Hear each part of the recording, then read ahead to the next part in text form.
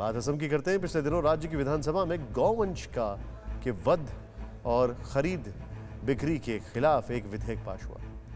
इस विधेयक में प्रावधान था कि किसी मंदिर या मठ के 5 किलोमीटर के दायरे में गौमांस पर प्रतिबंध रहेगा, लेकिन राज्य में इस प्रस्तावित कानून का विरोध भी हो रहा है। लिहाजा हमने इसी मुद्दे पर असम के मुख्यमंत्री हेमंता बिस्वा शर्मा से एक्सक्लूसिव बातचीत की। हेमंता बिस्वा शर्मा ने बेबाकी से हमारे सवालों का जवाब दिया। मंदिर से 500 मीटर तक के दायरे में बीफ की बिक्री नहीं होने के सवाल पर हेमंता बिस्वा शर्मा ने कहा कि हम चाहते हैं कि मंदिर से 10 किलोमीटर दूर तक बीफ की बिक्री नहीं हो। और क्या कुछ कहा हेमंता बिस्वा शर्मा ने, आप खुद सुनिए।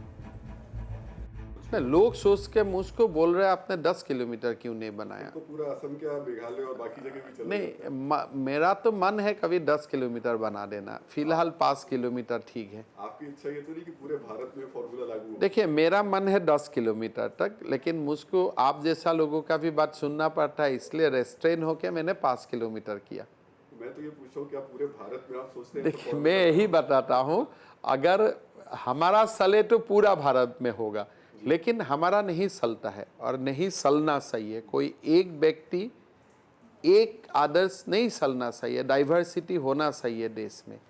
तो इसलिए मेरा जो मन है उसी में देश नहीं चलेगा, लेकिन मेरा जो मन है उसको मैं थोड़ा सीमित करके 10 किलोमीटर जगह का मन था 5 किलोमीटर कर दिया। हेमंता बिस्वा शर्मा ने हमारे सवालों का बेबाकी से जवाब दिया, लेकिन हमने इस ग्राउंड जीरो पर जाकर समझने की कोशिश की। हमारे रिपोर्टर असम गए और ये पता लगाने की कोशिश की कि ऐसा कौन सा इलाका है जिसके 5 किलोमीटर के दायरे में मंदिर नहीं। आप खुद देखिए।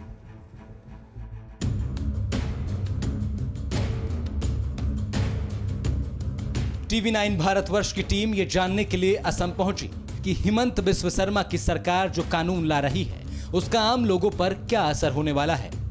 सबसे पहले आपको बताते हैं कि असम मवेशी संरक्षण विधेयक 2021 में है क्या। यह विधेयक कानून के रूप में लागू हो गया तो मुख्य तौर पर 3 बातें अमल में जाएंगी। पहली बात, कोई भी व्यक्ति शासन द्वारा तय जगहों के अलावा कहीं और ना तो बीफ खरीद सकता है न बेच सकता है। दूसरी बात, ऐसी जगहों पर भी इस तरह की अनुमति नहीं मिलेगी जहां हिंदू, जैन और सिख बहुल लोग रहते हैं। और तीसरी बात, किसी मंदिर या दूसरे धार्मिक स्थल के 5 किलोमीटर के दायरे में बीफ की खरीद बिक्री पर रोक रहेगी। यहाँ बीफ का मतलब है बैल, गाय, बछिया, बछड़ा के अलावा नर और मादा भैंस। इस वक्त मैं असम की राजधानी गुवाहाटी में मौजूद हूं और गुवाहाटी शहर का टॉप एंगल व्यू देखिए। और इस व्यू को दिखाते और समझाते हुए मैं चलता हूं कि असम सरकार का नया पशु संरक्षण विधेयक 2021 क्या कहता है और कैसे वो इस शहर पे लागू होगा। दरअसल इस शहर की जो तस्वीर इस वक्त आप देख रहे हैं, इस पूरे शहर में मिक्स पॉपुलेशन रहती है। इस पूरे शहर में आपको मुस्लिम कम्युनिटी भी मिलेगी, हिंदू कम्युनिटी भी मिलेगी, सिख कम्युनिटी भी मिलेगी, ईसाई कम्युनिटी भी मिलेगी, इसके अलावा जैन धर्म के भी लोग मिलेंगे। जाहिर है कि जब यहाँ इस धर्म के लोग रहते हैं तो इनके पूजा घर भी यहीं पर होंगे, मंदिर होंगे, मस्जिद होंगे, गुरुद्वारे होंगे, जैन धर्म का पूजा घर भी होगा। ऐसे में सरकार का जो नया कानून है वो ये कहता है कि अगर जहां पर भी मंदिर है उसके 5 किलोमीटर के रेडियस में बीफ मीट की खरीद और बिक्री और कटान नहीं हो सकता है। इसके अलावा जो हिंदू बाहुल्य इलाके हैं, सिख बाहुल्य इलाके हैं, जैन बाहुल्य इलाके हैं, वहां पर भी बीफ मीट की कटान या फिर खरीद और बिक्री नहीं हो सकती है। ऐसे में व्यवहारिक समस्या यह है कि मिक्स पॉपुलेशन होने की वजह से हर इलाके में आपको एक मंदिर मिलेगा और उसके 5 किलोमीटर के रेडियस में अगर यह कानून लागू होता है तो पूरे असम को यह कानून प्रभावित करेगा और असम के ज्यादातर हिस्सों में मीट की बिक्री को बैन करना पड़ेगा। ये ठीक है कि असम सरकार कह रही है कि इस कानून के जरिए बांग्लादेश में होने वाली गो तस्करी को रोकना चाहती है, लेकिन स्थानीय लोगों की फिक्र अपनी रोजी रोटी को लेकर है। मैं इस वक्त गुवाहाटी के हाथीगांव इलाके में खड़ा हूं। ये मुस्लिम बाहुल्य इलाका है और इन इलाकों में बहुतायत आपको बीफ की दुकानें मिल जाएंगी और बीफ को खाने वाले भी लोग मिल जाएंगे। सरकार जिस विधेयक को विधानसभा में लेकर आई है वो कानून का शक्ल लेता है तो इस पूरे इलाके में ये जितने आप देख रहे हैं ये चारों तरफ आपको बीफ की दुकानें आएंगी। वो तस्वीर आपको नहीं दिखा सकते हैं और इसके अलावा इधर भी ये जो देख रहे हैं ये पूरी बीफ की दुकानें और इनके व्यापारी और इनके खाने वाले लोग यहाँ पर रहते हैं। ये विधेयक अगर कानून का रूप लेता है तो मुसीबत ये है कि इस पूरे इलाके में जितने भी बूचड़ खाने चल रहे हैं वो बंद हो जाएंगे, जितनी दुकानें हैं वो बंद हो जाएंगी और लोग आशंकित हैं कि अगर ऐसा हुआ तो वो कहां जाएंगे, ये सबसे बड़ा सवाल है। कुछ बीफ के दुकानदार और बीफ खाने वाले लोग हमारे साथ हैं, उनसे पूछ लेते हैं। अपना नाम क्या है बताइए? मेरा नाम मोहम्मद रिजवान कुरैशी है। रिजवान साहब, कितनी दुकानें हैं बीफ की आपकी? यहाँ पे तो बहुत सारा दुकान है, मतलब लॉकडाउन के लगने के वजह से कुछ दुकान बंद हो गया और ना के मात्रा में कुछ दुकान, 1-2 दुकान खुला हुआ है। कानून लागू होने के बाद वो भी दुकान बंद हो जाएगा।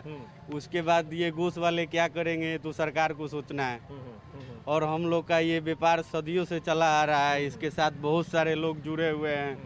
कम से कम इसमें जितने भी लोग जुड़े हुए हैं वो सब गरीब तबके से आते हैं।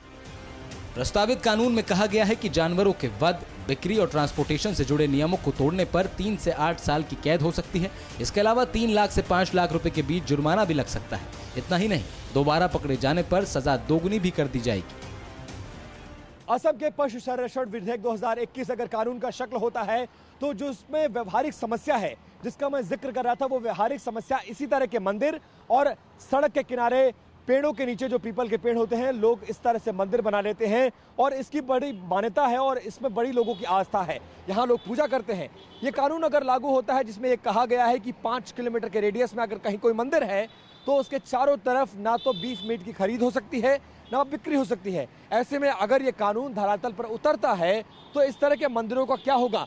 क्या इन मंदिरों पर भी वो कानून प्रभावी होगा और ऐसे मंदिरों के 5 किलोमीटर के रेडियस में भी क्या बीफ मीट को बेचना और खरीदना प्रतिबंधित होगा? हाँ, हो जाएगा, प्रभावित बहुत होगा।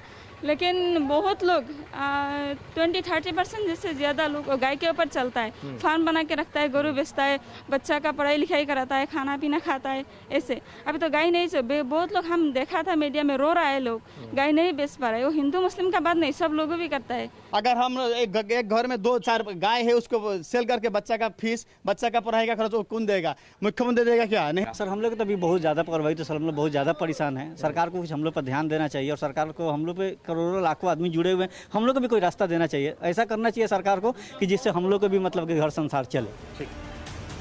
दरअसल मवेशियों से जुड़ा कारोबार कई लोगों की आजीविका का आधार है, लेकिन ये भी सच है कि जानवरों की तस्करी की घटनाएं भी बड़े पैमाने पर सामने आती हैं। भारत और बांग्लादेश की सीमा 4000 किलोमीटर से भी ज्यादा लंबी है, जो कि अकेले असम में करीब 250 किलोमीटर तक फैली हुई है। बताया जाता है कि इस बॉर्डर से हर वर्ष करीब 10 लाख मवेशियों की तस्करी होती है। खुद असम के मुख्यमंत्री हिमंत बिस्व शर्मा ने पिछले दिनों कहा कि उनके राज्य में हर महीने गैर कानूनी तरीके से औसतन 1000 करोड़ रुपए की पशु तस्करी होती है। हर साल असम में गायों के अवैध तस्करी का कारोबार हजारों करोड़ रुपए का है। असम से लगने वाली बांग्लादेश की सीमा जो लगभग 250 किलोमीटर लंबी है, तस्कर इसका फायदा उठाते हैं और हजारों करोड़ रुपए की गायों को इस पार से उस पार भेजा जाता है। सरकार को उम्मीद है कि इस कानून को लाने के बाद न सिर्फ गायों की अवैध कटान रुकेगी, बल्कि तस्करी का अवैध कारोबार भी पूरी तरह से ठप हो जाएगा।